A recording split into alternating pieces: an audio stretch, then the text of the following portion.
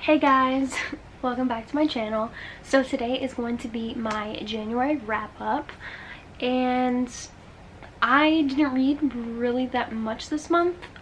I only read 4 books in total, so it's kind of bad, but I kept DNFing stuff, so we'll get into those books as well. But yeah, I haven't been uploading weekly.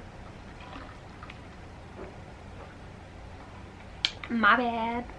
I do plan to get back on that though. I just haven't known what to post about, which is an excuse because there's so many things that I could make videos about, but I just don't. Yeah, I'm gonna stop complaining and get into the books that I read. So January was a pretty nice reading month for me because of the books that I read were like good books, but the amount of books I read was terrible. So so I'm gonna start off with the first book that I read this year, and I started off 2020 with a bang. I read Red, White, and Royal Blue by Casey McQuinton, and I gave it 4.5 out of 5 stars. I really enjoyed it. I actually enjoyed it more than a lot of YA that I've read. Well, I don't think it's YA, I think it's new adult. So it's better than some of the books that I have read. I enjoyed that it was LGBT. I also enjoyed that it had a lot to do with politics and not just a romance between two people, because I find that I don't really like romance novels all that well unless there is another part to the book. Like, I don't like just books that are just solely about the relationship. I like to have something else in there as well, and this book had that, so I really enjoyed that. I really enjoyed all of the inclusivity in the book. There's a woman president, which I loved, and our main character is Latino, so I really enjoyed that as well. It was just good overall. I don't know what else to say. So I definitely recommend it. I'm probably one of the only people on BookTube that haven't read it yet, so there, I finally read it. I hope you're happy for me. Okay. The next book that I read was actually a new book for this year, and it was The Night Country by Melissa Albert, which is the second book in the Hazelwood series, and I actually enjoyed this more than the Hazelwood. I gave it 4. Well, I'm on the edge. I don't know if I want to give it 4.5 or a 4, but when I first read it, I gave it 4.5. But now that I'm like sitting here thinking about it and like I've had time to digest it, I think I'm leaning more towards like 4.2, 4.3, somewhere in there, because I don't think it's like a solid 4.5 for me personally, but I really enjoyed it very much. I like that we got to go into, spoiler alert if you haven't read this already, sorry. I like that we got to go into like different worlds, and not just the Hazelwood itself. I liked that there was also another part to the book besides like them trying to figure out what is happening with the Hazelwood and what is happening on Earth. They're also trying to figure out a mystery. There's like a mystery going on of all these hinterland people that keep getting killed by this mysterious thing, and Alice is trying to figure out what it is. And then we have Ellery, who is in a totally different part than Alice. Alice is just in New York the entire time, and Ellery is like all over the place. So the only thing that I would really say I didn't like is I wish that there was more Ellery and Alice in this, because I love them together. But that's really the only complaint that I have, which is probably why I brought it down a little bit. But also it's like them finding their way back to each other, so like I understand why it's that way. I don't know. You know what? I'm just gonna go, we're just sticking to a 4.5 because I really love this. And yeah, that's all I gotta say. You should read it. And if you haven't read The Hazelwood, you should get it. You should get both of these and read them both, because they're pretty good. The next book that I'm going to talk about is actually a book that I didn't plan on reading this month, actually. I found it at the bookstore, though, for only $4, so I picked it up, and that is Illuminae, the Illuminae Files 1 by Amy Kaufman and Jay Kristoff, and I really enjoyed this. I enjoyed how different it was. Like, the format of the writing is so different. If you see, like, the pages are so, like, I don't know, it was just so interesting to read. Yeah, I really enjoyed this. I gave it 4.5 out of 5 stars. Again, another 4.5 out of 5 star book that I read. No 5 stars, but you know, we're sticking with the 4.5s, which is good. But yeah, I really enjoyed this. I actually found the audiobook as well, and I was like halfway through the book, and then I listened to the audiobook with this because a friend told me that the audiobook was apparently really good too, so I listened to it and read it at the same time, and it was amazing.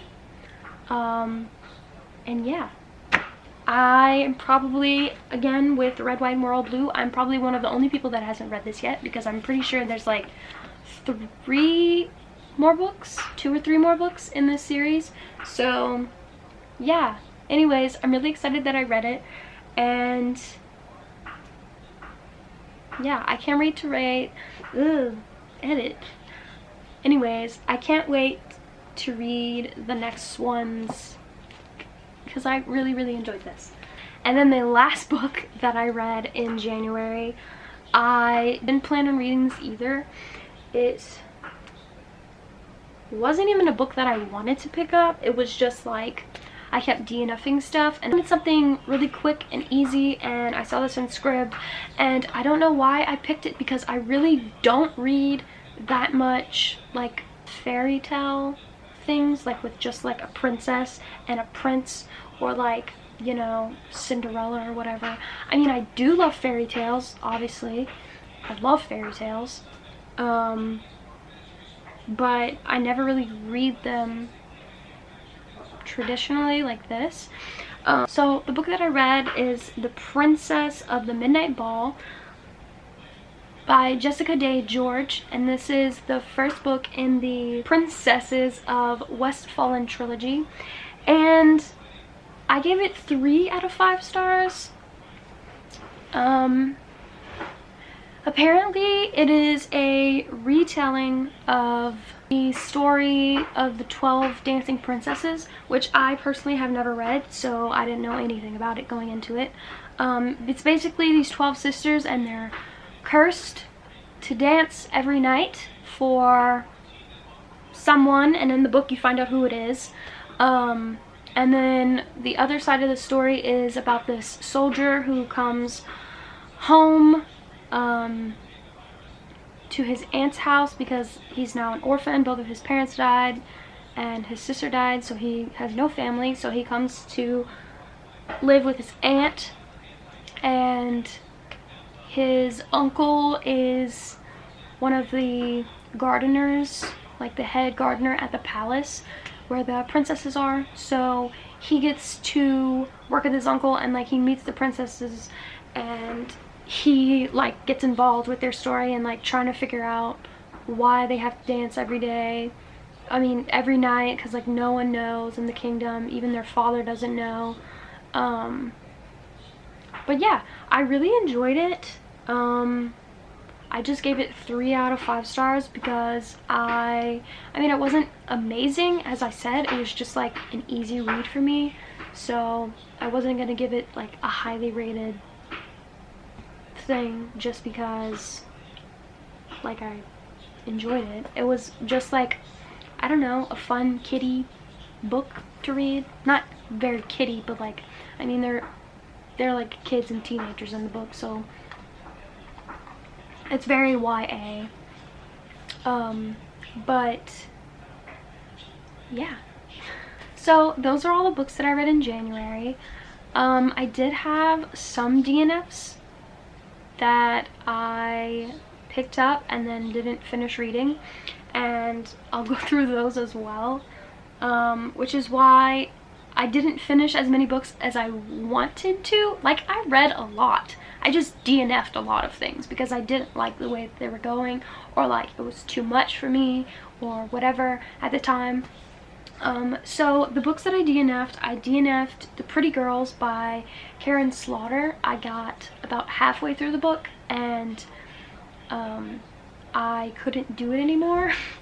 I started having deja vu and it was making me feel really weird reading it, and it was just a lot. That book is really tough to read, and if you have read it then you understand why. It is a thriller and is about these sisters that are estranged pretty much, and like 20 years ago their sister was their sister went missing, and that like followed them throughout their like whole adult life and everything. And now it's like 20 years later, and one of the sisters' husband dies, and they end up like meeting back together and trying to figure out what happened to their sister all these years later. And yeah, it was just a lot. Like, that sounds like every thriller mystery book ever, but it's more than that. It's very gory. It talks about many things that would trigger people, which it triggered me, so it was just too much to handle. It was like sexual abuse, rape, murder, like in grave detail. So I don't know, I would just recommend that if you want to read it, be careful, because I thought that I was gonna love it and I couldn't even get through it. So yeah. And usually I love mystery thrillers, like that's my favorite genre, but I just couldn't get through it with Pretty Girls. The other book that I DNF'd was The Starless Sea. Don't remember who it's by. I got about 30%, no, I got like 46% way through, so I was about halfway through that as well, and I DNF'd it. Not because I didn't like it, it was just so long and I wanted to read something else, so I just DNF'd it. I put it to the side. I'll probably finish reading it eventually, but for January I just wasn't in the mood to finish it. So I'm pretty sure I DNF'd another book, but I don't remember the title.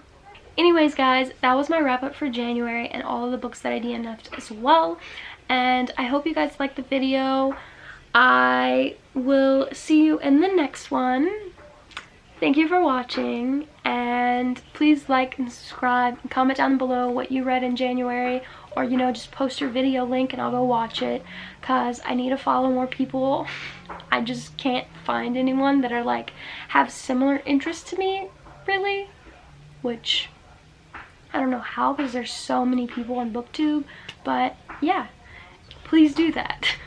So anyways, thank you guys for watching again. I'll see you in the next video. Bye.